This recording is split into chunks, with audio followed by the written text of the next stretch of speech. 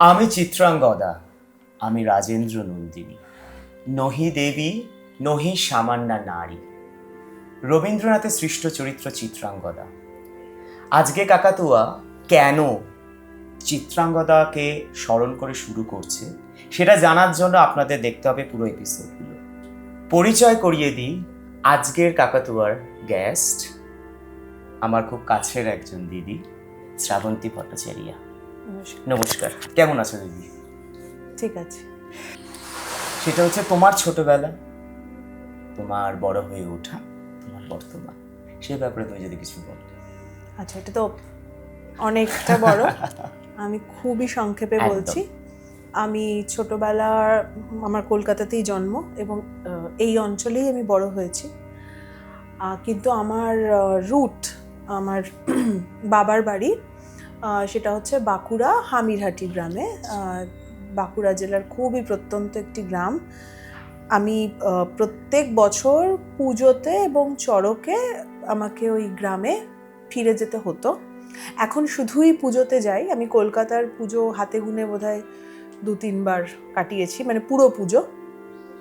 নয়তো হয় আমার কাজের সূত্রে পুজোতে বাইরে থাকতে হয়েছে, অথবা যদি না কাজ থাকে তাহলে আমার দাদুর বাড়ি বাঁকুড়ার হামিরহাটি গ্রামেই আমি থাকি, কারণ ওখানে আমাদের একটা অনেক বছরের, প্রায় 800 বছরের পুজো আছে। তো দুর্গা পুজোতে ওখানে পুজো হয়। তো আর নাচ গান এই সবের মধ্যেই বড় হওয়া। আর কি জিজ্ঞেস করলে? তোমার ছোটবেলা, তোমার বড় হয়ে ওঠা, আচ্ছা, আর তোমার বর্তমান। আচ্ছা, ছোটবেলা কি বলবো, ছোটবেলায় আমি খুব হাতে পায়ে খুব চঞ্চল ছিলাম, নিজের মনে থাকতে ভালোবাসতাম। আমি নিজের মনে খুব কথা বলতাম, সেটার জন্য আমি প্রচুর স্কুলে, নাচের স্কুলে আমি ভীষণ বকা খেয়েছি, শাস্তি খেয়েছি। লোকে ভাবতে আমি অন্যের সাথে কথা বলছি, কিন্তু অ্যাকচুয়ালি কিছু একটা ওদের গাইছি বা নিজের সঙ্গে খেলছি, কথা বলছি, এরকম প্রচুর ইমাজিনারি ক্যারেক্টারের সাথে থাকতে ভালোবাসতাম। আমার একটা বোন আছে, আমার থেকে 8.5 বছরের ছোট, গুড্ডু। আমার খুব ছোটবেলায় যেহেতু আমার কাছে বোন আসে, তো আমার বড় হওয়ার মধ্যে আমার বোন খুব ইম্পর্টেন্ট। মানে আমি একজন, মানে আমার কি বলবো, একটা পুতুলের সঙ্গে বড় হয়েছে। ও আমার খুব প্রিয়। এখন গুড্ডু অস্ট্রেলিয়াতে ওখানে চাকরি সেটেল করে গেছে। আর নাচ নাটক সিএলটিতে আমি একদম গুড়গুড়ি ছিলাম। সিএলটিতে নাচ নাটক করতাম। আমার প্রথম স্টেজ শো সিএলটিতে বাঁদর সেজে। ওয়াও! হ্যাঁ, আমি চিড়িয়াখানার বাঁদর। তারপরে একটু যখন বড় হয়েছি, সিএলটিতেই আমার প্রথম ওডিসি সোলো শিবতাণ্ডব, মানে একদম বাঁদর থেকে সোজা শিব। তো এইরকম একটা শিফট, সেটা খুবই ইন্টারেস্টিং। আর প্রচুর, এই আমার বাড়ির পিছনে একটা মাঠ আছে, মিলনায়তন মাঠ। আমি খুব খেলেছি ছোটবেলায়, মানে আমার ছোটবেলায় খেলাধুলাও আছে, দুষ্টুমি আছে বিভিন্ন রকম, মানে শৈশব যেটা, এখন তো আমি জানি না বাচ্চাদের আছে কিনা, মনে হয় নেই, আমার মেয়ের তো নেই। তো ওইটা আমার ছিল, মানে ছোটবেলা টিনেজ এই গোটা যে আলাদা আলাদা করে যে জার্নিটা, সেটা আমার জীবনে ঘটেছে। বড় হয়ে ওঠা বলতে ওই আমার এই ঘরটা খুব ইম্পর্টেন্ট, যেই ঘরে আমি কথা বলছি, এটা নাচের ঘর। আমার যখন ক্লাস 6 বা 7, তখন আমার বাবা এই এত বড় কাঁচ লাগিয়ে দিয়েছিল, কারণ আমি নাচতে ভালোবাসি। তো নাচ করবো এরকম বড় একটা আয়নার সামনে। এই ঘরটা যেরকম দেখছো ফাঁকা, এরকমই এই একটা ফাঁকা ঘরে আমি বড় হয়েছি। আমার খুব বেশি আসবাবের দরকার হয় না, আমার একটা খাট আছে, রাত্রিবেলা শুতে হবে তাই। এমনিতেও এই ঘরেও আমি শুয়ে পড়ি, এই যোগা ম্যাটের উপরে বালিশ পেতে। তো এই ঘরটা আমার বড় হওয়ার ক্ষেত্রে খুব গুরুত্বপূর্ণ একটা জায়গা। এখনো আমার ভাবনা চিন্তা, আর্ট প্র্যাকটিস সবটাই ঘরটাকে কেন্দ্র করে, মানে গোটা পৃথিবী এবং সেই পৃথিবীর একটা ছোট্ট কোণা হচ্ছে আমার এই ঘর, যেটা বড় হওয়ার পিছনে, ভাবনা চিন্তার পিছনে খুব ইম্পর্ট্যান্ট। আমি হয় স্কুলে গেছি, নাচের স্কুলে গেছি, আর নয়তো ফিরে এসে খাবার দাবার খেয়ে ঘরটায় আমি প্র্যাকটিস করেছি বা নিজের মতন থেকেছি। এখন তো বাইরে কাজের জগৎ, আমার মেয়ে, ওর এই সেপ্টেম্বরে 12 হবে। আর এই ঘরে কাজ, এই যা জিনিসপত্র দেখছো আমার হচ্ছে, এইগুলো হচ্ছে আমার কি বলবো সম্পত্তি।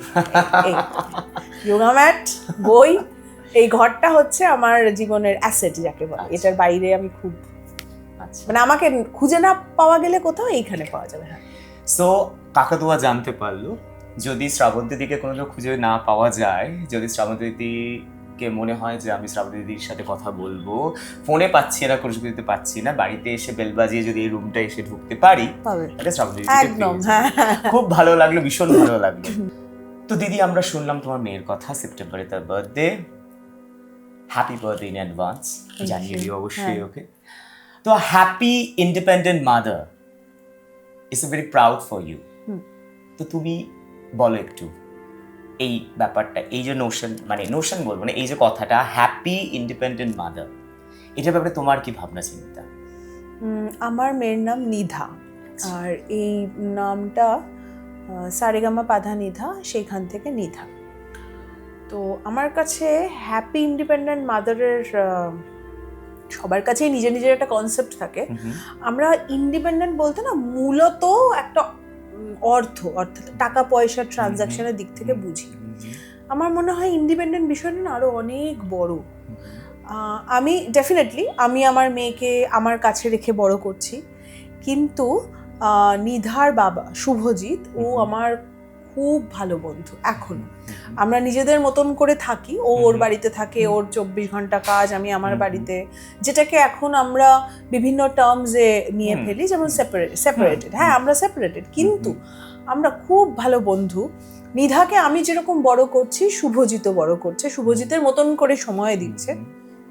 কিন্তু আমার মনে হয় যে এই ইন্ডিপেন্ডেন্ট মাদারের মধ্যে না আমি আমার মেয়েকে আমি শুধু একা স্বাধীন চিন্তা ভাবনায় নিজের স্বাধীনতায় বড় হচ্ছে, আমি এইটুকুর মধ্যে সীমাবদ্ধ রাখছি না। আমি আমার মেয়েকে কতটা স্বাধীন চিন্তা ভাবনা দিতে পারছি, সেইটা আমাকে কোথাও হ্যাপিনেস দিচ্ছে, নাকি আমি ওকে যেটা কমিউনিকেট করতে চাইছি সেটা কমিউনিকেটেড হচ্ছে কিনা, সেটা আমাকে, যদি কমিউনিকেটেড না হয় তাহলে সেটা আমাকে হ্যাপি করতে পারে না। তো এখনো অবধি নিধাকে আমি এটা বোঝাতে পারছি যে মানুষের মাঝখানে বড় হওয়াটা খুব ইম্পর্টেন্ট, এবং মানে কি বলবো, যে অন্যের দায়িত্ব নেওয়া বা কোনো একটা পরিস্থিতির দায়িত্ব নেওয়া, এবং সবাইকে নিয়ে চলা। কিন্তু সবাইকে নিয়ে চলা মানে নিজের মতামতটাকেও পিছনে রাখা এবং অন্যের কথা হ্যাঁ হ্যাঁ করা, সেটাও নয়। নিজের সিদ্ধান্ত, সেটা আমি চুল কি বাঁধবো, আমি কি জামা পরবো, আমি কোন সাবজেক্ট এখন পড়বো, এই যাবতীয় যা কিছু, আমি এটা সবসময় চেষ্টা করেছি নিধাকে খুব ছোট থেকে, যাতে নিধা সিদ্ধান্ত করতে পারে নিজের সম্পর্কে। ভুল হবে, আমি সেই ভুলটা ধরিয়ে দেবো, কিন্তু আমি কখনোই আমার কোনো ডিসিশন নিধার ওপর চাপিয়ে দিই না। তো সেই ক্ষেত্রে নিধারও একটা মানে ওর লাইফের প্রতি একটা অ্যাপ্রোচ তৈরি হয়েছে যে নিজেরটা নিজে বুঝে নেওয়া। কিন্তু আমাদের যেটা হয়, এই নিজেরটা নিজে বুঝে নেওয়া, বা আমরা অনেক মেয়ে হয়তো খুব অর্গ্যানিক ওয়েতেই ইন্ডিপেন্ডেন্ট হয়ে উঠি, আবার অনেক সময় অনেক মেয়েরা আমরা খুব ট্রমা বা বিভিন্ন ধাক্কা, জীবনের ঘাত অভিঘাতের মাধ্যমে ইন্ডিপেন্ডেন্ট হয়ে উঠি, এবং এই নানা রকম কারণে সিচুয়েশন না ইন্ডিপেন্ডেন্ট করতে গিয়ে অনেক সময় আমাদেরকে ইন্ডিভিজুয়াল করে দেয়। হ্যাঁ, মানে একটা কমিউনিটি বা কালেকটিভ থেকে আমাদেরকে সরিয়ে আনে কোথাও। আমার মনে হয় সেইটা আমার কোথাও দায়িত্ব, আমার ক্ষেত্রেও যাতে না ঘটে, মানে আমি একাই সব করে নেবো, এইটা একা কখনো হয় না। আমার বন্ধুরা খুব ইম্পর্টেন্ট আমার লাইফে। বন্ধু এবং পরিবার বলতে যতটুকু আমার কাছে আছে, আমার মা, বোন, এরা প্রত্যেকে আমার কাছে খুব ইম্পর্টেন্ট, এবং বন্ধুরাই এখন আমার মানে কি বলবো, খুব গুরুত্বপূর্ণ জায়গায় পরিবার। আর সবসময় মানে আমি বলছি যে এই যে তুমি আমার বাড়িতে এসছো, আমার সাথে কথা বলছো, তুমি আমার পরিবারের পার্ট হয়ে গেছো। তো এই যে পরিবারের কনসেপ্ট, সেইটা আমি কোথাও নিধাকে দিতে পারছি, এবং আমি দেখছি যে এই থিয়েটার প্র্যাকটিস ইত্যাদির মাধ্যমে নিধাও সেটাকে অনেকটা সেটার সঙ্গে রেসিপ্রোকেট করছে। তো সেই জায়গা থেকে বলতে পারো আমি হ্যাপি এবং ইন্ডিপেন্ডেন্ট। অবশ্যই হ্যাপি থাকাটা তো এটা নিজের মতন করে হ্যাপি থাকাটা, এটা তো ভীষণ ইম্পর্টেন্ট। এই যে নিজের মতন হ্যাপি থাকাটা, নিধাকে বোঝানো যে নিধাও নিজের মতন হ্যাপি থাকতে পারে। হ্যাঁ, যতক্ষণ না সিচুয়েশনে ফেস করবে হ্যাঁ, ততক্ষণ তো সে ডিসাইড করতে পারে, যদিও এখন সে অনলি 12 ইয়ার্স। হ্যাঁ। ঠিক আছে, তো বা মানে এই যে জানতে পারলাম যে জিনিসটা, যে তুমি ওকে এখন থেকেই একটা মানে গাইডেন্সের মধ্যেও আছে যে you have to take care of yourself. আমি আছি, আমরা আছি, আমি বলবো না, আমরা সবাই আছি তোমার সঙ্গে। It's gives a inspiration. Thank you so much, খুব ভালো লাগে শুনে কথাটা। দিদি, বিটুইন শ্রাবন্তী দ্য ডান্সার, ঠিক আছে, অ্যান্ড শ্রাবন্তী দ্য অ্যাক্টর, কোনটার মধ্যে তুমি তোমার ট্রু সেলফকে খুঁজে পাও? আর কোনো ক্ষেত্রে কি দুটোর সাথে মিশে যাচ্ছে, না দুটোর ইন্ডিভিজুয়াল আইডেন্টিটি আছে? আমি এমনিতে নিজেকে পারফর্মার বলতে সব থেকে বেশি স্বচ্ছন্দ বোধ করি। তার কারণ এই আমি যখন নিজেকে পারফর্মার বলছি, সেখানে তুমি আলাদা করে ডান্সার, অ্যাক্টর, মানে আলাদা আলাদা জোনে তুমি ভাগ করছো না, সেটার মধ্যে সবটা ঢুকে যাচ্ছে। এমনিতে যদি বলো, আমি খুব ছোটোবেলায়, আমার মনে আছে 4-5, এমনি যেরকম মায়ের সাথে দুপুরবেলায় শুয়ে শুয়ে কথা হচ্ছে, মা মাথায় হাত বলে দিচ্ছে পড়াশোনাটা মন দিয়ে কর, হ্যাঁ, যেটা সবাই হ্যাঁ ওইটাই একমাত্র কথা, পড়াশোনাটা মন দিয়ে কর, বড্ড বেশি দুষ্টুমি করছো, আমি তো নাচ বন্ধ করে দেবো, তুমি কিন্তু নাচ বন্ধ করে দিলে কিন্তু তুই আর নাচতে পারবি, এটা বলছে মা। তখন আমার মাকে বলেছিলাম যে মা, আমি বড় হয়ে না অ্যাক্টিং করবো, 4-5 তখন। কিন্তু যেটা হয় সেটা হচ্ছে যে এই অ্যাক্টিং করব, বা ক্লাস 8-এ আমি উদয় শঙ্করের কল্পনা, ওনার জন্মদিনে 8 ডিসেম্বর রবীন্দ্র সদন নন্দনে দেখানো হতো। উদয় শঙ্করের কল্পনা দেখে আমার প্রথম মনে হয়েছে যে আমি ডিরেকশন দিতে পারি, পরিচালনা করতে পারি। আর উদয় শঙ্কর স্টাইলটা এমন, তুমি ছোটবেলার থেকে কিছু তৈরি করতে করতে বড় হচ্ছে, তোমার যে ভাবনা সেটাকে তুমি এক্সিকিউট কিভাবে করছো, নাচের মাধ্যমে একটা থিম দেওয়া হলো, একটা টপিক দেওয়া হলো, হ্যাঁ, একটা ওইটাকে তুমি কিভাবে 4-5 জনকে নিয়ে কাজ করছো। খুব ইন্টারেস্টিং অ্যাপ্রোচ এই, মানে উদয় শঙ্কর শৈলীর একটা আলাদা দর্শন আছে, তো সেটার মধ্যে বড় হয়েছি। সেই জন্যই যে অভিনয় করব আর ডিরেকশন দেব, এটা কিন্তু আমার খুব ছোটবেলা থেকে ক্লিয়ার আমার কাছে। সমস্যা যেটা হয়, আমাদের আশপাশ না বক্সের বাইরে ভাবতে পারে না, ফলে তোমাকে নাচ শেখানো হচ্ছে মানে তুমি প্রফেশনাল ডান্সার হবে, আর নয়তো তোমাকে পড়াশোনা শেখানো হচ্ছে মানে তুমি সায়েন্স, ভালো স্টুডেন্ট হলে তুমি সায়েন্স নিয়ে পড়বে, আর অ্যাভারেজ হলে তুমি আর্টস নিয়ে পড়বে। এবার আমি না এই সব কটাকেই চ্যালেঞ্জ করে ফেলেছি আমার লাইফে। মানে নাচতে ভালো পারি মানে আমি সবসময় স্টেজে উঠে নাচবো না, আমার ইচ্ছে হলে আমি করব। নাচটাকে ভালো করছি মানে সেটাকে আমাকে প্রফেশন হিসেবে বেছে নিতে হবে, বাকি সব ভুলে গিয়ে। এইটা আমার কাছে খুব পেইনফুল। মানে এটা অন্যরা ভেবে খুশি থাকতে পারে, কিন্তু আমাকে ওইখানে আটকে দেওয়া যাবে না। কিন্তু আমি অভিনয় ভালোবাসি, নাচ, অভিনয়, এগুলো না খুব, নাচ, অভিনয়, থিয়েটার, আঁকা, সব কিছুই, লিটারেচার, মানে যাকে প্রত্যেকটার পার্ট। মানে তুমি যদি একটা বডি দেখো, তুমি হাত পা আলাদা করে নাড়াও, কিন্তু সবটাকে একসঙ্গে আনলে তোমার একটা ওভারঅল একটা আর্টের বডি, হ্যাঁ, আর্ট, ওটার মধ্যে সব আছে। এবার আমি কি করে বাদ দেবো সব কটাকে?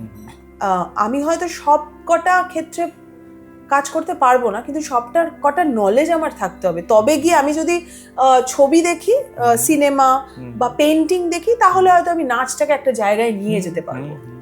বা আমি যদি থিয়েটার দেখি, তাহলে হয়তো আমি নাচ নিয়ে আরো ভালো একটা অন্য কনসেপ্ট একটা কাজ করতে পারবো। হ্যাঁ, এই সব কিছুই আমার মনে খুব ইম্পর্টেন্ট। ফলে আমার কাছে না, মানে আমি নিজেকে ডান্সার হিসেবে আইডেন্টিফাই করছি নাকি না অ্যাক্টর হিসেবে করছি, নাকি না বর্তমানে আমি থিয়েটার ডিরেকশন দিয়েছি বলে ডিরেক্টর হিসেবে করছি, এটার থেকেও বড় প্রশ্ন হচ্ছে যে আমি প্রত্যেক দিন আর্টের প্র্যাকটিসে থাকছি কিনা। ওকে, মানে আমি একজন প্র্যাকটিশনার কিনা। পারফর্মার সে যতদিন পারফরমেন্স করে যাবে এবং ওই পারফরমেন্সের প্র্যাকটিসে থাকবে। আমি যেদিন আউট অফ প্র্যাকটিস, সেদিন আমি যতই বলি না কেন আমি তো নিজেকে ডান্সার হিসেবে দেখতে ভালোবাসি, অ্যাক্টর হিসেবে দেখতে ভালোবাসি, ওটার কোনো মানে নেই। তো তুমি যদি আমাকে বলো যে আমি নিজেকে কিভাবে দেখতে ভালোবাসি বা আমি নিজেকে কিভাবে আইডেন্টিফাই করি, সেটা হচ্ছে যে আমি একজন প্র্যাকটিসিং পারফর্মার। ওকে, এবং সেটার মধ্যে তুমি নাচ আছে, পড়াশোনা করা আছে, থিয়েটার করা আছে, অভিনয় করা আছে, যেটা যেটা আমার করতে ভালো লাগে সেই সবটা নিয়ে। মানে তোমার ট্রু সেলফ এক কথায় বলা গেলে on stage end of stage.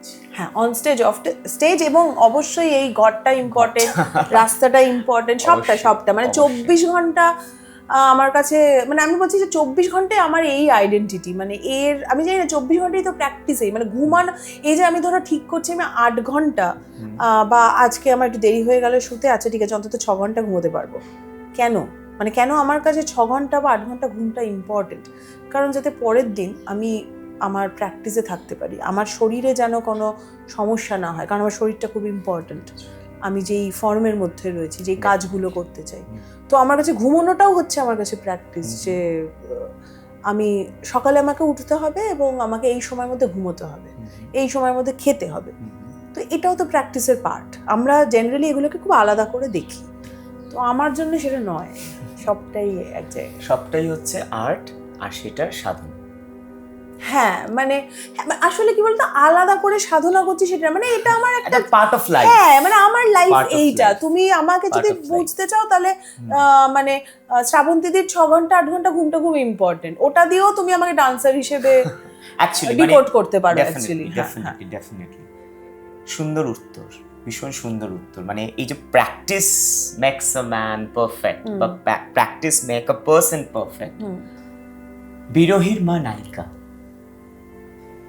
না রাজনীতির রিঙ্কু মণ্ডল, কোন চরিত্রটা তোমার খুব কাছের, আর এই ব্যাপারে যদি কিছু বলো।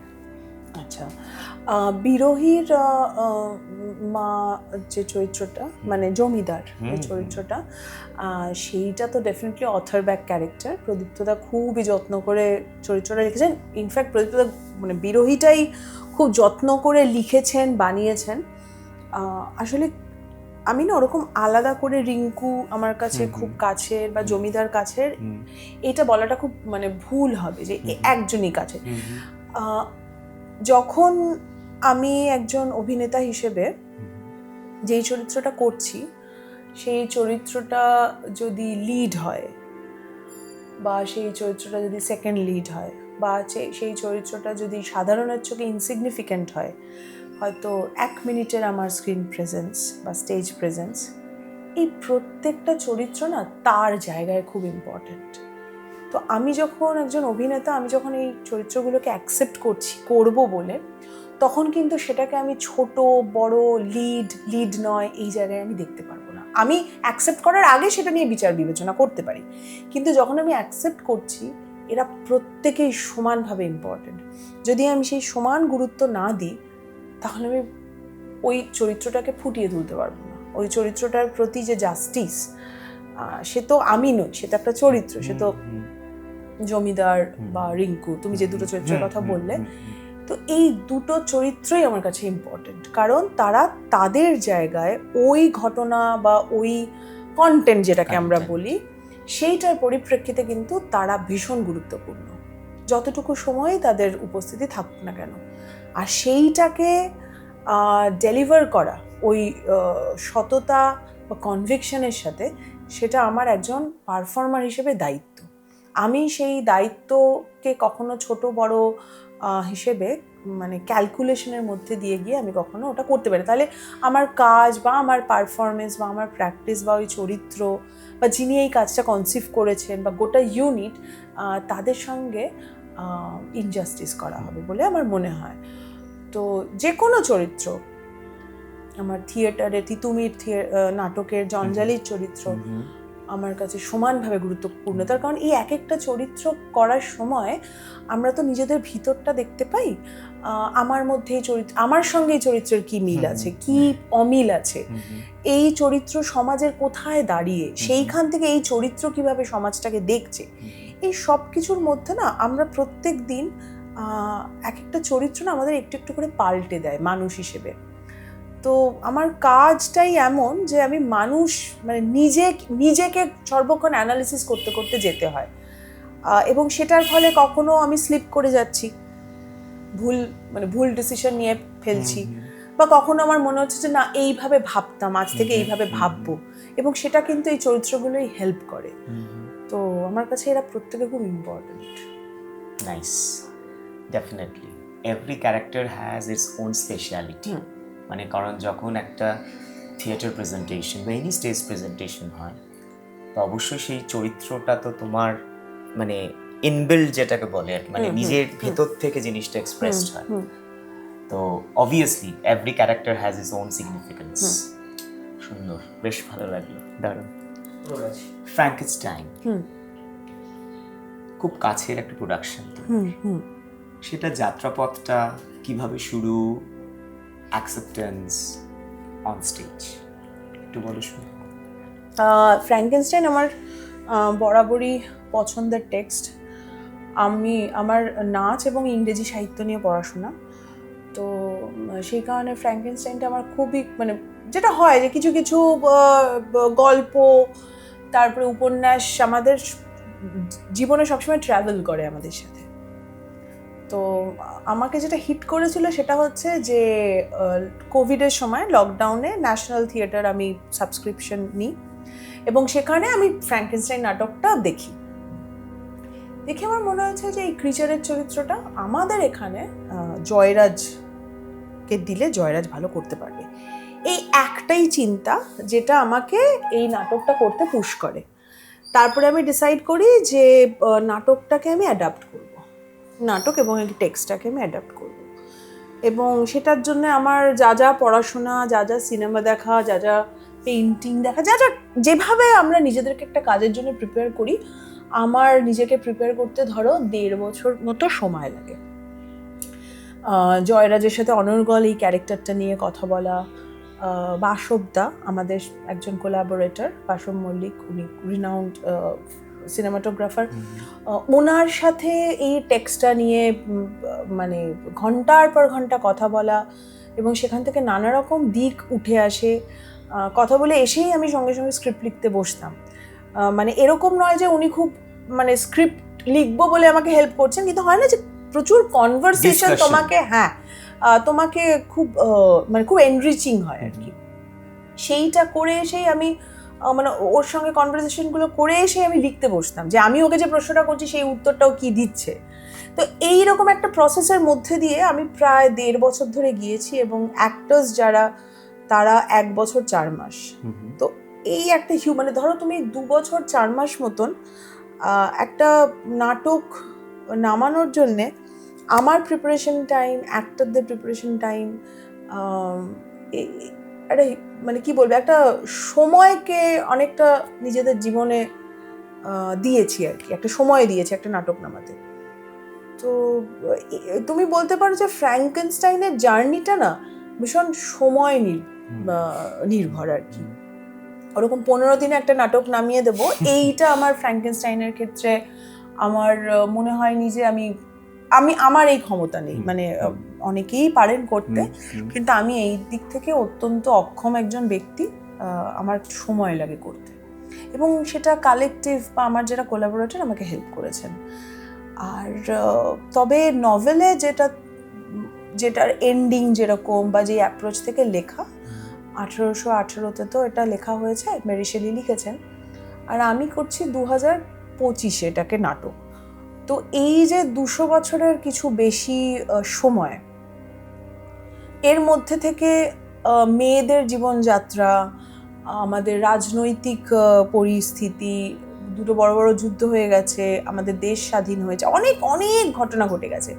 তার ফলে আমি যখন এই সময় দাঁড়িয়ে এই নাটকটা করছি, তখন তো মানে এটা তো একটা অ্যাডাপ্ট, মানে আমাকে তো এই সময় দাঁড়িয়ে এটাকে অ্যাডাপ্ট করতে হবে, নইলে আমি নাটকটা কেন করব। অর্থাৎ এই নাটকটা দেখার জন্য যখন 300 জন মানুষ 2 ঘন্টা সময় দিচ্ছেন, তারা কি নিয়ে ফিরবেন, এই সময় দাঁড়িয়ে কি নিয়ে ফিরবেন, এই সময় দাঁড়িয়ে কি একটা হরর স্টোরি দেখলাম আর চলে গেলাম, শুধু তো হ্যাঁ ডেফিনেটলি এন্টারটেনমেন্ট আছে, কিন্তু এন্টারটেনমেন্টের সঙ্গে আমি আর কি দিতে পারছি, একজন ডিরেক্টর হিসেবে আমার কি বক্তব্য থাকতে পারে, সেই কথাটা আমি আনতে পারছি কিনা, বা ওভারঅল আমার যে কালেকটিভ, সেই কালেকটিভের মধ্যে কোনো পরিবর্তন আসছে কিনা। মানে একটা নাটক বা যেটা বললাম, একটা নাটক বা একটা চরিত্রের একটা জার্নি হয়, সেই জার্নি যখন আমি পার্ট হচ্ছি, সে আমাকে ভালো কি শেখাচ্ছে, সে আমাকে মন্দ কি শেখাচ্ছে, এগুলো খুব ইম্পর্টেন্ট।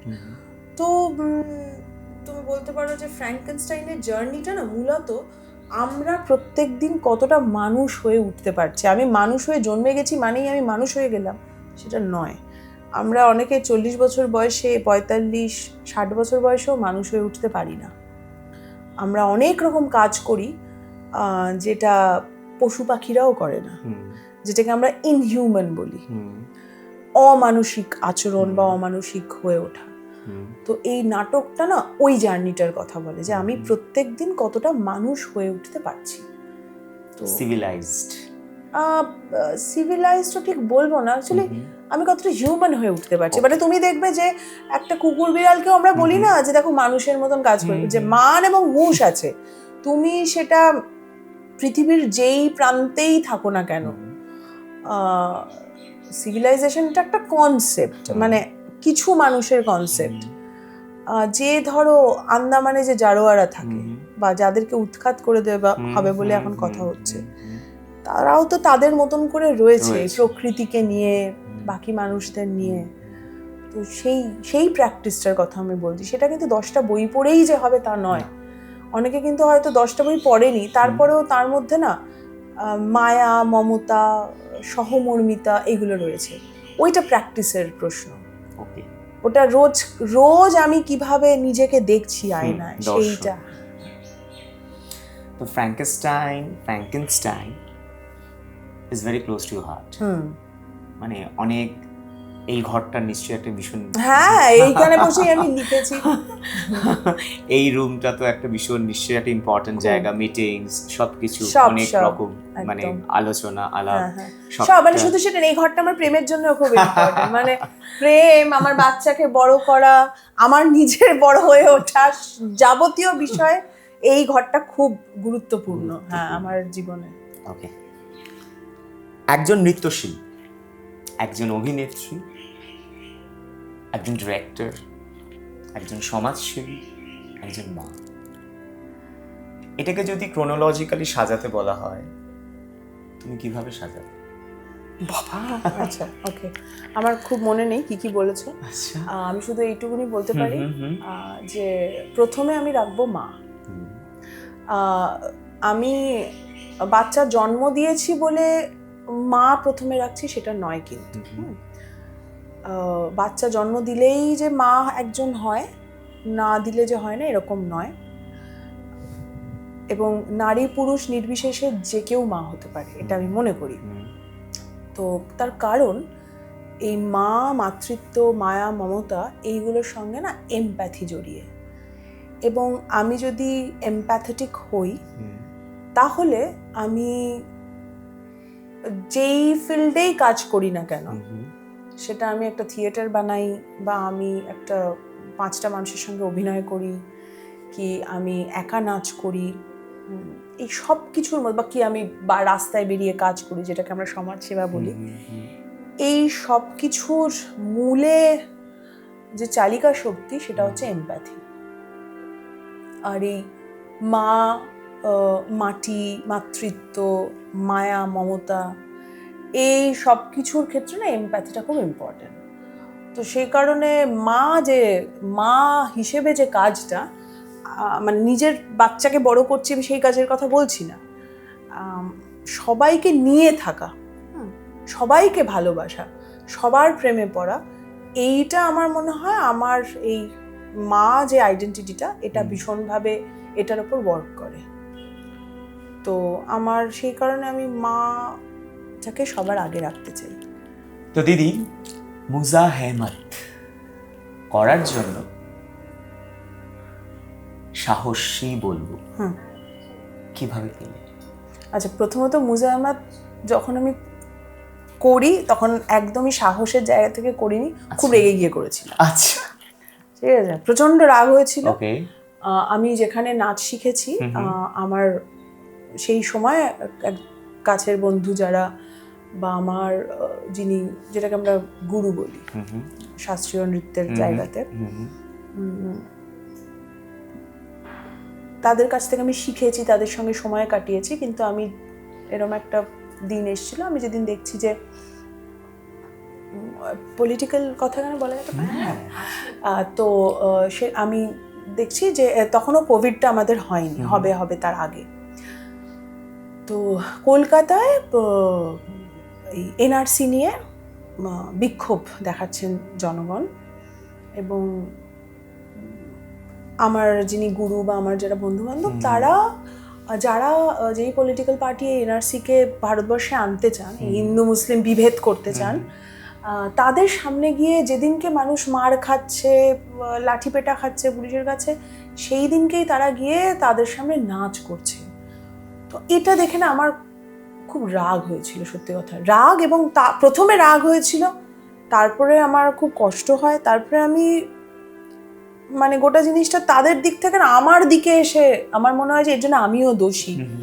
কারণ ক্লাসিক্যাল নাচ কি শুধুই মাইথোলজির কথা বলবে, বা মানে সবই কি সুন্দর সুন্দর সুললিত, মানে এই সময়ে ঘটে যাওয়া যে ঘটনা, কন্টেম্পোরারি যে সমস্যার, মানে সমসাময়িক সময়ে দাঁড়িয়ে যেই পলিটিক্যাল সিচুয়েশনের মধ্যে দিয়ে যাচ্ছি, সেটা কি কখনো ক্লাসিক্যাল নাচের মাধ্যমে আমি বলতে পারি না? মানে সবসময় কি ক্লাসিক্যাল নাচ মানে অ্যাপলিটিক্যাল থাকতে হবে, কোনো রাজনীতি নেই? এইটা না, এই প্রশ্নটা আমার নিজেকে, তখন আমি অন্যর প্রতি রেগে আমার কোনো লাভ নেই, কারণ তার যেটা ঠিক মনে হয়েছে সে করেছে, সেইটাতে মানে আমার তো রাগটা নিজের উপর হওয়ার কথা, কারণ আমি তো কিছুই করছি না, আমি তো ক্লাসিক্যাল ফর্ম নিয়ে কিছুই করছি না। যদি আমার তার দিকে আঙুল তুলতে হয়, তাহলে আমার দিকেও আঙুল তোলা উচিত যে আমি নিজে কি করছি। এবং সেই জায়গা থেকে মুজাহামাত তৈরি হয়। মুজাহামাত হচ্ছে আমি ওডিসি নাচ করি, কালো পোশাকে করি, যে কালো পোশাক শুভ অশুভ এইরকম জায়গা থেকে দেখা হয়। উর্দু গানের সাথে করি, কারণ ল্যাঙ্গুয়েজ দিয়ে কিন্তু আমরা বহু সময় মানে ভাষার একটা ক্ষমতা আছে, যার কাছে ভাষা নেই সে কিন্তু খুব শক্তিশালী নয়, যার কাছে ভাষা আছে সে কিন্তু একটা ক্ষমতা প্রয়োগ করতে পারে। তো সেই জায়গা থেকে মুজাহামাতটা আমি কনসিভ করেছিলাম, এবং আমি স্টেজে করব না, ক্লাসিক্যাল নাচ গয়নাগাটি পরে নাচবো, পোশাক পরেই নাচবো ক্লাসিক্যালের, কিন্তু সেটা আমি কোনো মন্দিরের সামনে বা আমি প্রসেনিয়ামে করব না, সেটা আমি একদম রাস্তায়, বস্তিতে, কর্নারে গিয়ে নাচবো। এবং সেটা যেন এই সময়ে দাঁড়িয়ে এই যে বিভেদের কথা বলছে, আমার এই কাজটা যেন বিভেদের কথা না বলে, এই কাজটা যেন প্রতিরোধের কথা বলে, রেজিস্ট্যান্সের কথা বলে। তো সেই জায়গা থেকে মুজাহামাতটা হয়েছিল। এবং সাহস, মানে আমি যে খুব সাহসী এটা প্রমাণ করতে নয়, আমি এতদিন যে কিছুই করিনি, আচ্ছা আমার উচিত করা, অন্যের দিকে আঙুল না তুলে নিজের করা উচিত, এই ভাবনা চিন্তা জায়গা থেকে আমি ট্রাই নিয়েছিলাম। তারপরে ধরো আগের বছর এই যে আরজিকর ইস্যুটা হলো, একজন ডক্টরকে ধর্ষণ করা হলো, এবং 1 বছর হয়ে গেল আমরা কোনো মানে এটা নিয়ে তো কোনো বিচারই পাচ্ছি না, মানে আমি ছেড়েই দিলাম, মানে সবাই সবই জানি কিন্তু তারপরে কিছু হচ্ছে না। তো সেই জায়গা থেকে মুজাহামাতটা আমাদের একটা কল এসেছিল যে সারা রাত ব্যাপী নাটক হবে, শ্রাবন্তী তাহলে তুমি মুজাহামাতটা করবে। তো আমার ওই সিচুয়েশনে দাঁড়িয়ে মনে হয়েছিল যে আমি একা করব না, এখন একা কাজ করার সময় নয়, এখন সবাইকে নিয়ে করতে হবে, মানে রেজিস্ট্যান্স বা মানে প্রতিরোধ প্রতিবাদ যদি আমাকে করতে হয়, তাহলে আমাকে আরো অনেককে নিয়ে করতে হবে। একা একা এই সময়টা মানে কি হবে, হ্যাঁ লোকে বলবে ভালো নেচেছে, এইটা ভালো নাচ করার সময় নয়, ভালো কাজ দেখানোর সময় নয়, হ্যাঁ এইটা যে আমি কি বলতে চাইছি। এবং আমার মনে হয়েছে ওই সময় যে আমার একা বলাটা এনাফ নয়, আরো 5টা মানুষকে আমার দরকার, আরো 5 জন মিলে যদি বলি তাহলে ওটা বেশি কমিউনিকেটেড হবে। কমিউনিকেশনটা আমার কাছে মূল, সেই কমিউনিকেশনে আমার নিজেকে অমিট করে যদি অন্য কাউকে বা অন্য মাধ্যমে যদি আমাকে কমিউনিকেট করতে হয়, আমি সেটা প্রেফার করব। তো তখন মুজাহামাতটা একটু অন্যভাবে, কারণ যারা আমার সাথে কাজ করেছে, পুলমা, দেবপ্রিয়া, অনুসুয়া, হ্যাঁ জয়রাজও ছিল, নিধা, সৃজন, আমার কালেকটিভের যারা আমাদের, তো তারা কেউ সবাই ডান্সার না, 1-2 ডান্সার। তো সেইটাকে এবার কিভাবে আমি কাজটাকে এক্সিকিউট করব, তো সেখান থেকে মুজাহামাতটা ওই ক্লাসিক্যাল ফরম্যাটটা কিছুটা রেখে বাকিটা পুরো চেঞ্জ করে দেওয়া হলো। রাবেয়া কি রুকসানা, মঈনের ঘোড়াগুলির যে গানটি, সেই গানটিরকে নেওয়া হলো এবং মুজায়ামাতের একটা পার্ট। তো এই দুটোকে মিশিয়ে একটা কাজ দাঁড় করানো হলো, যেইটা আমার মনে হয় যে হ্যাঁ, সেইটা করতে গিয়ে আমার কোথাও মনে হয়েছে যে সাহসটা খুব দরকার। আমি খুব সাহসী নই, আমি এমনিতে ব্যক্তিগতভাবে অত্যন্ত ভীতু মানুষ। না সিরিয়াসলি, আমি কেন ভীতু বলছি বলো তো? তার কারণ আমার মায়ের বয়স হয়েছে আর আমার মেয়েটা ছোট, আমার দুটো পিছুটান আছে। এই দুটো যদি না থাকতো তাহলে না আমি অনেক বিষয়ে অনেক কথা বলতাম, অনেক বিষয়ে আরো বেশি কাজ করতাম। আমি ভয় চোটে করতে পারি না, এটা আমার অ্যাকসেপ্ট করতে কোনো অসুবিধা নেই। হয়তো একটা বয়সে, আমি জানি না পৃথিবী কোন দিকে যাচ্ছে, হয়তো একটা বয়সে আমি আরো বেশি হয়তো সাহস সঞ্চয় করতে পারবো, পিছু টানটা হয়তো এইরকম থাকবে না। তখন আমি জানি না আমি কিভাবে এক একটা সিচুয়েশনে রিয়্যাক্ট করব, বা আমার কি বক্তব্য থাকবে, বা আমার কি কাজ থাকবে, কতটা সাহসী হয়ে উঠতে পারবো। কিন্তু আমি এখন খুব সাহসী নই। তো কিন্তু তারপরেও ওই সিচুয়েশনে দাঁড়িয়ে মুজায়ামাতটা যেভাবে আমরা করেছি, সেটার জন্য একটু সাহসের দরকার ছিল, ওর কাছ থেকে আমি নিয়ে করে ফেলেছি। এটা না অবভিয়াসলি ইটস আ মানে game changer you can say, মানে একটা চেষ্টা, একটা ট্রাই। হ্যাঁ, মানে কিছুই করছি না সেটা একরকম, মানে আমি কিছুই করছি না, শুধু বলে যাচ্ছি। আমার মনে হয় সেটা না, আমি নিজের কাছে খুব ছোট হয়ে যাচ্ছি। তার থেকে বরং আমি চেষ্টা করি, হতে পারে সেই চেষ্টাটা ব্যর্থ হলো, কিন্তু অন্তত আমি নিজেকে বলতে পারবো, বা আমি আগামীর কাছে অন্তত বলতে পারবো যে দেখো আমি চেষ্টা করেছি। হয়েছে কি হয়নি সেটা পরের কথা, ভালো কি মন্দ পরের কথা, কিন্তু আমি চেষ্টা করেছি, এইটা খুব ইম্পর্টেন্ট। ওকে 14ই আগস্ট রাত জাগাটা শুধুই কি সেটা একটা উদযাপন? আচ্ছা, আমার মনে হয় না।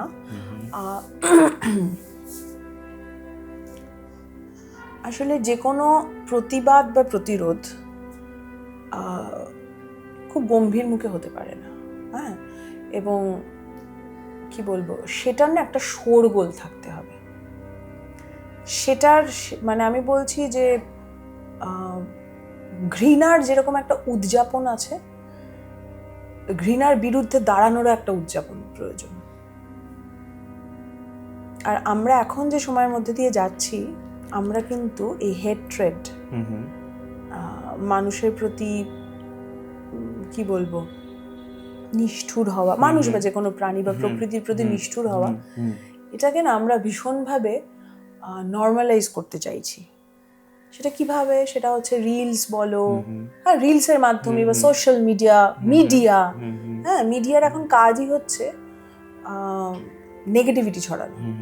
সেটা তুমি সোশ্যাল মিডিয়া বলো বা main stream media, any form of media, এবং সেটাকে কিন্তু এমনভাবে মানুষের কাছে পৌঁছে দেওয়া হচ্ছে সেলিব্রেশনের মতো করে।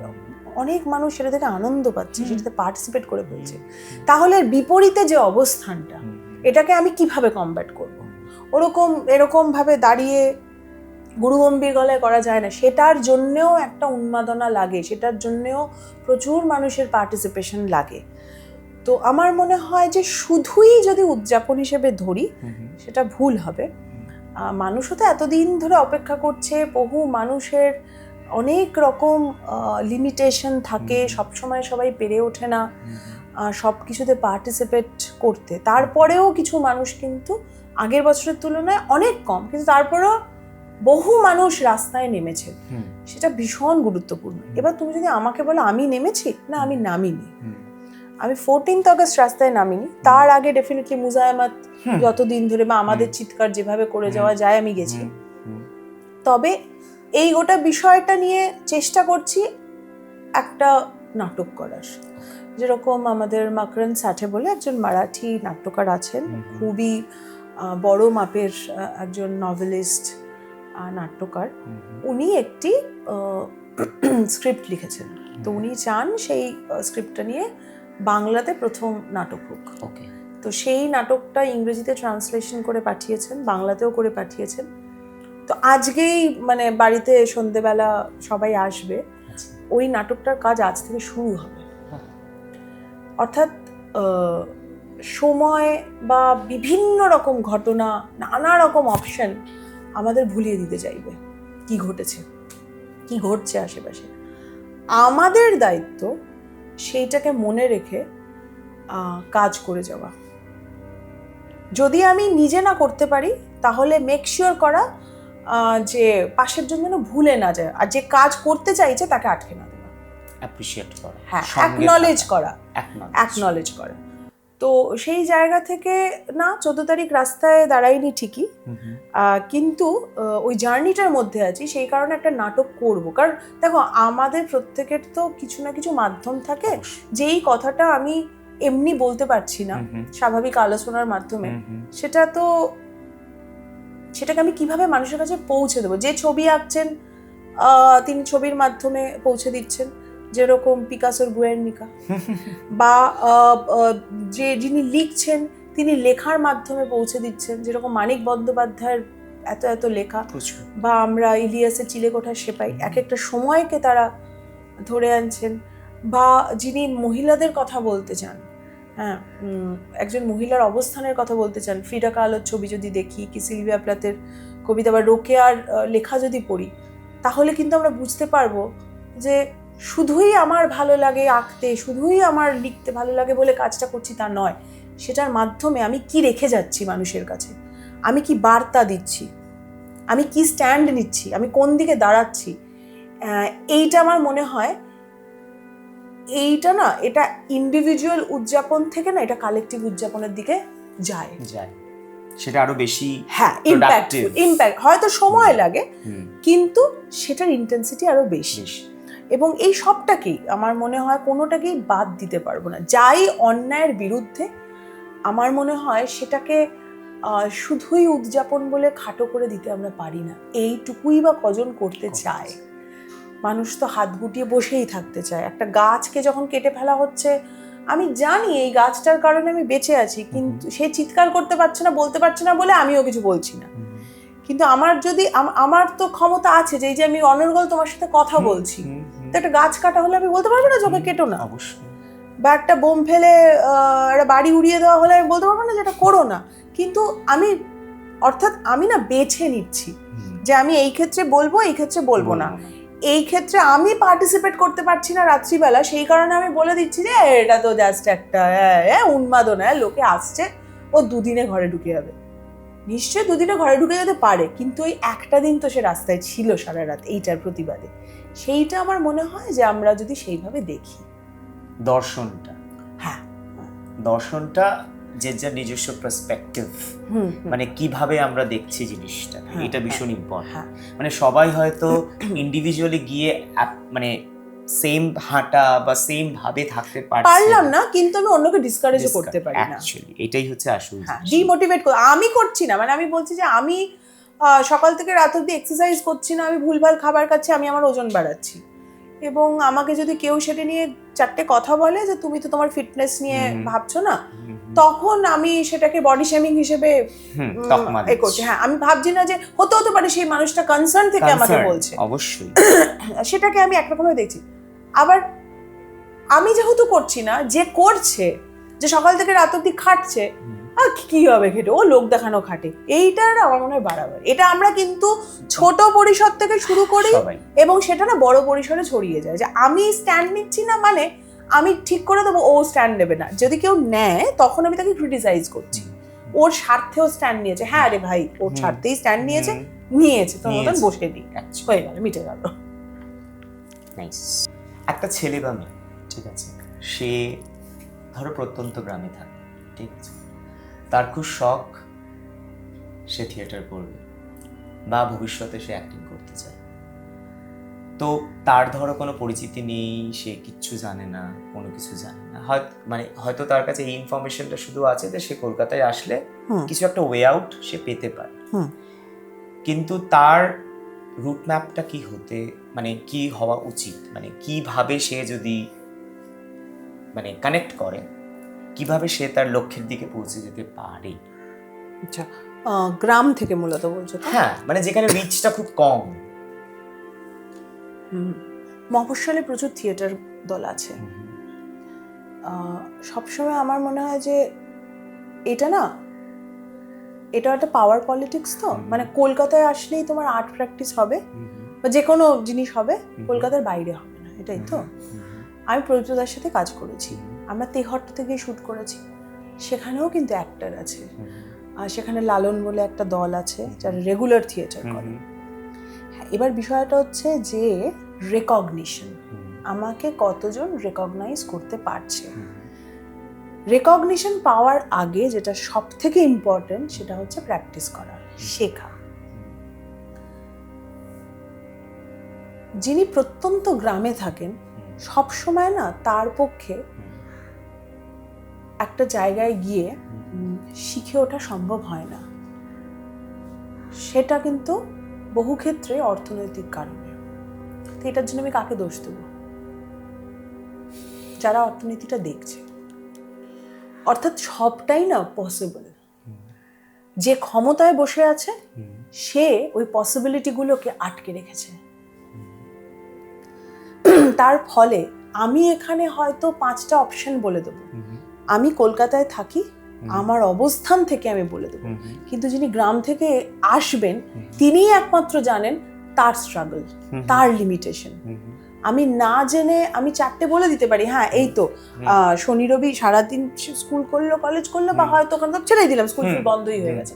শনি রবি সে তার গ্রামের কাছাকাছি যদি কোনো দল থাকে মফস্বলের দিকে আসবে, এসে সেই দলে প্র্যাকটিস করবে, সেই দলে প্র্যাকটিস করতে করতে সে হতে পারে সেখান থেকে সেই বিভিন্ন জায়গায় সেই দল যেরকম যখন নাটক করবে, নাটক করতে যাবে, এবং সেখান থেকে সে আরেকটু টাকা পয়সা জমিয়ে যদি সে শহরে আসতে পারে, হয়তো একটু কষ্ট করতে হবে, স্ট্রাগল করতে হবে, যেরকম অনেকেই করে মেসে থেকে স্টুডিও পাড়ায় পাড়ায় ঘুরে সে সুযোগ পাবে। আচ্ছা, এই সবটার পিছনে তো খুব গুরুত্বপূর্ণ একটা বিষয়, সেটা হচ্ছে অর্থ এবং খাদ্য এবং স্বাস্থ্য। তো এইটা তো তার বেসিক নিড। আমরা কি সেই বেসিক নিডটা ফুলফিল করতে পারছি না তো। তাহলে আমি তো সত্যি বলছি আমি অক্ষম এই ব্যাপারে মানুষকে সাজেশন দেওয়ার ক্ষেত্রে। তার কারণ আমি তো আমার অবস্থান থেকে বলবো, আর যে 5টা মানুষ তার জীবনের বিভিন্ন রকম লিমিটেশন আমি তো সত্যি জানি না। আমি এমপ্যাথি দিয়ে বা সিম্প্যাথি দিয়ে আমি বোঝার চেষ্টা করতে পারি। আমি 5টা অপশন বলে দিলাম, কিন্তু এটাতে কি সব সমস্যার সমাধান হবে? আমার মনে হয় হবে না। তারপরেও একটা জিনিস বলতে পারি যে জীবনে যেরকমই সিচুয়েশন থাক না কেন, আমার কাছে টাকা থাকুক না থাকুক, আমাকে বাড়ির লোক সাপোর্ট করুক না করুক, আমার বিয়ে ভেঙে যাক, আমার পরিবার আমার হাত ছেড়ে দিক, যা কিছু হয়ে যাক, সে যদি চায়, সেই ব্যক্তি যদি চায়, সে পারবে। সে অন্তত কিছুটা এগোতে পারবে। তারপরে সে সেই কাজটা সে অভিনয় করতে পারে কি পারে না, নাচ করতে পারে কি পারে না, সেটার ওপর তো ডেফিনেটলি গোটা জিনিসটা, মানে আমার ইচ্ছে আছে, আমার জেদ আছে, কিন্তু আমি পারি না, কি করে হবে? দিদি, এবার কিছু out of the box question যাও, ঠিক আছে? একটু মজা। ঠিক আছে, তোমার কাছে একটা আনপ্ল্যান ডে, যেটা কোনো প্ল্যান নেই, কিছু নেই, কি হতে পারে? মানে কেমন হবে সেটা? মানে কোনো আগের থেকে কোনো প্ল্যান নেই? কি হবে? সকাল থেকে উঠে আমি শুয়েই থাকবো, স্ক্রল করব, তারপরে আমি কাউকে মানে পছন্দের মানুষকে ফোন করে বলবো যে ড্রাইভে নিয়ে যেতে চাই, ডেটে যেতে চাই, এরকম। মানে খুব কিছু না, আনপ্ল্যান মানে হঠাৎ করে বলবো যে, সেটা হয়তো সারাদিন বললাম না, হয়তো রাত 8টা-9টার সময় টেক্সটে বললাম যে ড্রাইভে নিয়ে যাও, চলো ঘুরে আসি, এইরকম। হয়তো সে ক্যান্সেলই করে দিল। এইটা হচ্ছে, হ্যাঁ, মানে গোটাটাই আনপ্ল্যান, এবং সেইটাতে কিছুই হবে না।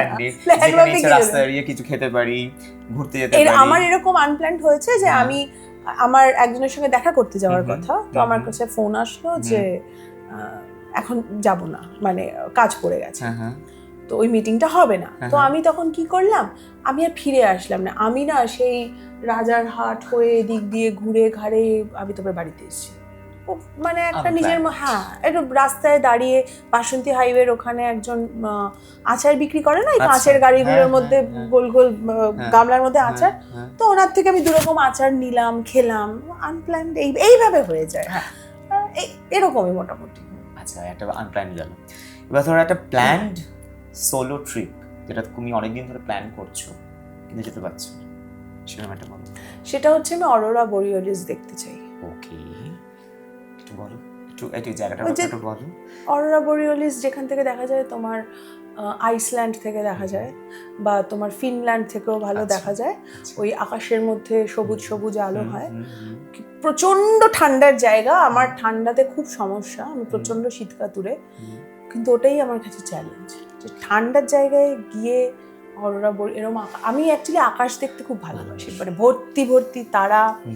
আমার এই মানে অ্যাস্ট্রোনমি, অ্যাস্ট্রোফিজিক্স এগুলোর প্রতি আমার ভীষণ টাল আর কি। মানে আমি ভাবতে ভাবতে এরকম হেলে চলে যাই, মানে লোকে অনেক কিছু খেয়ে হেলে যায়, আমার মোটামুটি এই আকাশ নিয়ে ভাবতে ভাবতে আমি হেলে যাই।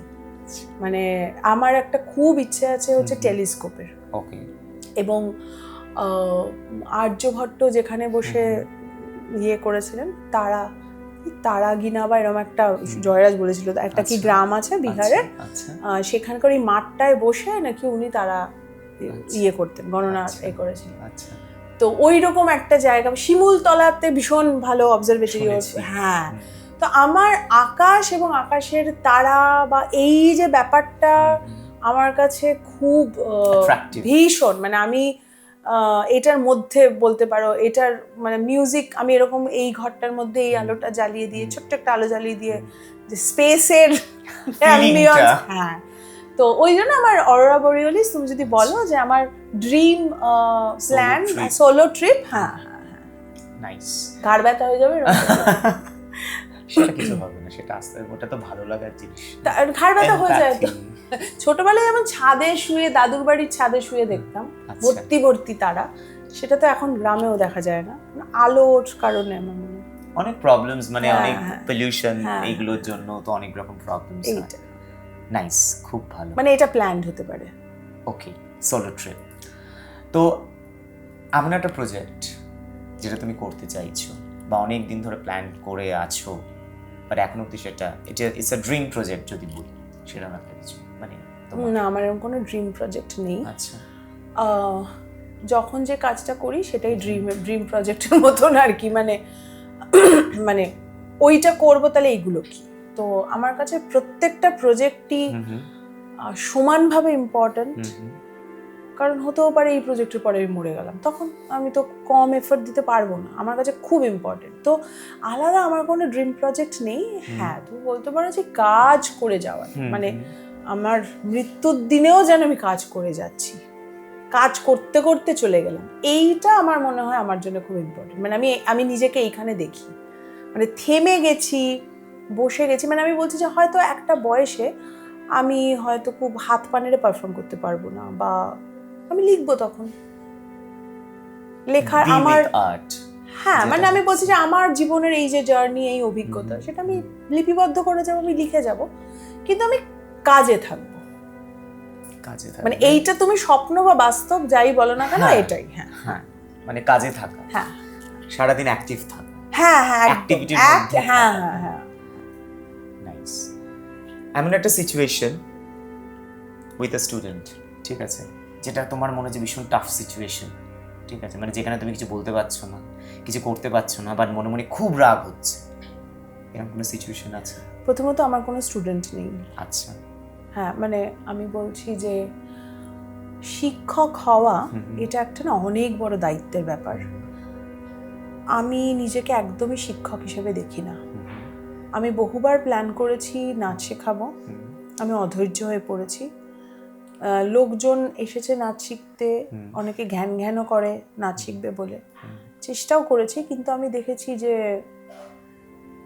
মানে ওটা মানে শেখাতে পারছি না সেটা না, কিন্তু কিছু একটা না আমার দ্বারা হয় না, মানে পড়ে থেকে, এটা তো একটা দায়িত্বের ব্যাপার, আমার নিজেকে ভীষণ না মনে হয় যেন আমি আটকে পড়েছি, কনফাইনমেন্টের বোধ হয়, সেই জায়গা থেকে আমি শেখাতে পারি না কাউকে। এবার তুমি বলবে যে যারা আমার সাথে নাটক করছে, থিয়েটার করছে, একটা প্রসেস, আমি নিজের জন্য একটা কাজ আমি যখন নামাবো তার একটা প্রসেস থাকে, একটা জার্নি থাকে, সেই জার্নিতে যারা যারা পার্ট হচ্ছে, আমি তাদের থেকে কিছু জানছি, তারা আমার থেকে কিছু জানছে, আর সেইটা তুমি বলতে পারো। সেই যেমন ধরো যদি আমি ফ্র্যাঙ্কেনস্টাইনের কথাই বলি, তাহলে ডেফিনেটলি এটা করতে গিয়ে খুবই স্বাভাবিক ঘটনা যে হোমওয়ার্ক দিয়েছি, বলেছে এই সিনেমাটা দেখে আসবি বা এই বইটা পড়বি, পড়েনি, বকা দিয়েছি বুঝতে পেরে, এইটা মানে এর বাইরে খুব, আর আমি মানে এমনিতে কি বলবো, আমি রেগে যাই কিন্তু আমার রাগটা বেশিক্ষণ থাকে না।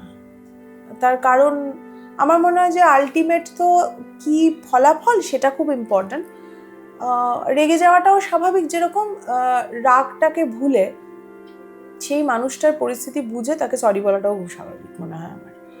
তো এইরকম, ফলে স্টুডেন্ট আমার কেউ নয়, আমি পছন্দ করি বলতে সবাই আমার কলিগ, কো পারফর্মার। তো সেই জায়গাটা আদান প্রদানের মাধ্যমে যতটা যা হয়। ফিটনেস, হ্যাঁ ফিটনেস, আমি খুব ফাঁকিবাজ। ফিটনেসে আমাকে থাকতে হয় বাধ্য হয়ে।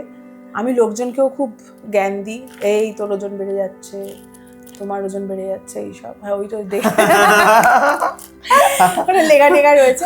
হ্যাঁ না, অ্যাকচুয়ালি আমার কি বলবো, ডিপ্রেশন আমি বলবো না, ডিপ্রেশন আমার নেই, আমি বলতে পারি না ওইভাবে। হ্যাঁ মন খারাপ আছে, বিভিন্ন রকম ঘাত অভিঘাতের বিষয় রয়েছে। তো সব সময় না আমার ইচ্ছে হয় না এক্সারসাইজ করতে হয় বাধ্য হয়ে আমাকে। এই কি বলে, রবীন্দ্র সরোবরে গিয়ে দৌড়াতে হয়, কিন্তু আমার ভালো লাগে না, কিন্তু করতে হয়। নইলে আমি ফিজিক্যালি ফিট যদি না থাকি আমি কাজ করতে পারবো না। ফলে ফিটনেসটা আমার কাছে যেমন ভীষণ ইম্পর্টেন্ট, ততটাই বিরক্তিকর। কিন্তু সেটাও তো একটা ভীষণ ইম্পর্টেন্ট পার্ট অফ লাইফ, তাই না? হ্যাঁ মানে ওটা ছাড়া তো কিছু করার, সার্ভাইভাল। হ্যাঁ আমি খুব কুড়ে, আমি ভীষণ মানে আরাম করে, ভীষণ আরাম প্রিয় মানুষ। মানে আমাকে এইখানে একটু আগে তোমরা যখন এসেছিল তখন এখানে বালিশ নিয়ে, মানে আমি স্ট্রেচিং করেছি, করে আমি ওইখান থেকে বালিশ নিয়ে শুয়ে পড়েছি। মানে আমার দুটো, মানে এখন আমি তোমার সাথে এতক্ষণ বসে কথা বলছি, নইলে আমাকে দুটো ইয়েতে দেখা যায় অবস্থায়। একটা হচ্ছে যে আমি দাঁড়িয়ে টাড়িয়ে কাজ করছি, আর না হলে আমি শুয়ে আছি। এর মাঝখানে আমি খুব বসে থাকি না। আমি কাজ করার জন্য যেরকম যেরকম থাকতে হবে থাকবো, আর না হলে আমি শুয়ে রিল্যাক্স করছি। মানে সবাসনটাই হচ্ছে সবথেকে, হ্যাঁ ওটা হচ্ছে আমার মানে আইডিয়াল স্টেট। আইডিয়াল। তো what is life for you? এক কথা। ভালোবাসা, লাভ, প্রেম। হ্যাঁ ধরো তোমার মুডটা খুব খারাপ, মানে একটা ইনস্ট্রুমেন্ট ধরো তোমার খুব ব্যাড মুডে, সেটা তোমায় রিফ্রেশ করে দেয়, মানে তোমায় খুব চার্জড আপ করে দেয়। এটা খুব ডিপেন্ড করে অ্যাকচুয়ালি। আমি সর্বক্ষণ মিউজিকে থাকার মানুষ, প্রচুর গান শুনি, প্রচুর ইনস্ট্রুমেন্টাল শুনি আমি। মানে আমি কি বলবো, আমার এমন কোনো দিন নেই, মানে একদিন দুদিন এরকম নেই যে আমি কিছু শুনিনি। তো আমার মুড খারাপ হলে মিউজিক, মুড ভালো থাকলে মিউজিক, রাগ হলে, বিরক্তি হলে, সবেতেই মিউজিক। আর যে কোনো একটা ইনস্ট্রুমেন্টে আমি ওইভাবে নিজেকে বাঁধতে পারি না। তাও তুমি যে জিজ্ঞেস করলে, যেহেতু এটা না মানে এক একটা ফেজে, আরও কখন আমার বাঁশি খুব ভীষণ মনে হয় এটা আমার জন্যে, ভায়োলিন, চেলো বা কখনো গিটার। আমি এমনিতে খুব ডিস্টরশন পছন্দ করি, বা অ্যাসিড রক, এরম ধরনের মিউজিক আমার কাছে খুব প্রিয়। তো ওটা যখন যেরকম মুড সেই মতন করে শুনি। Music is universal. হ্যাঁ মানে ওটা তুমি আলাদা করে শুধুই এটা না। আচ্ছা দিদি, এবার একটু র্যাপিড ফায়ার যাবো, ঠিক আছে? বেশি ভাবা যাবে না কিন্তু। হ্যাঁ, ক্রাইটেরিয়া এটাই। Dance stage or theatre stage? Stage. Off camera, on camera? Both, off on. Favourite food? বাঙালি খাবার, কন্টিনেন্টাল। Favourite flower? সব ফ্লাওয়ার আলাদা করে আমার ভালো লাগে ফুল। মোগলাই না চাইনিজ? একটা, দুটোর একটা আমি খুব অপছন্দ করি। ফুচকা না এগ রোল? ফুচকা। ওকে। চা না coffee? Coffee, cold coffee with ice cream. Okay. Suchitra Sen না কানন দেবী? দেখো দুজনেই, কিন্তু তুমি যেহেতু র্যাপিড ফায়ার রাউন্ড করছো সেজন্য সুচিত্রা সেন। উত্তম কুমার না Soumitra Chatterjee? Uttam Kumar. Thank you so much. Thank you, ভালো লাগলো আমারও। মানে তোমার ওয়ে অফ থিঙ্কিং, তুমি যেভাবে নিজেকে দেখো, নিজের ভাবনা চিন্তাকে মানুষের কাছে পৌঁছানোর থেকে নিজের ভাবনা চিন্তাকে নিজে প্রায়োরিটাইজ করো, সেটা কাকাতুয়া দর্শকের কাছে ভীষণ একটা লার্নিং প্রসেস। ঠিক আছে, তো কাকাতুয়া ভীষণ happy to got you on camera, and thank you so much. Be happy, stay happy, যেরম আছো সেরম থাকো, অনেক কাজ করো, অনেক আরো ভালো ভালো কাজ করো। Thank you so much. Thank you. Kakatua signing of.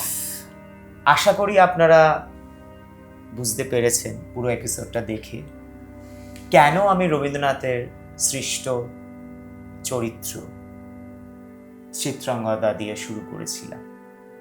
Thank you so much. Be happy, stay happy.